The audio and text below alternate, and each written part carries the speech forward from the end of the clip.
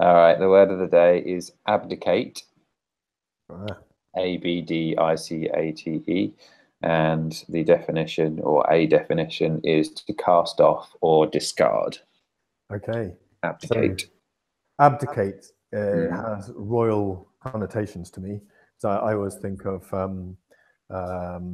Edward and Mrs. Simpson. Yeah, you're right, because one of the other definitions is to renounce a throne, high office, dignity, or function. There you are. Okay. So yeah, Edward married. Oh, sorry, King Edward, um, who he was the king for about a year or something, I think, wasn't he? And but he wasn't allowed to marry a. It wasn't that she was a commoner or that she was American. It was the fact that she was divorced already, um, and so that was just too much for the establishment. So he had to choose, didn't he, between Mrs. Simpson, who everyone calls as Mrs. Simpson, even though she was divorced.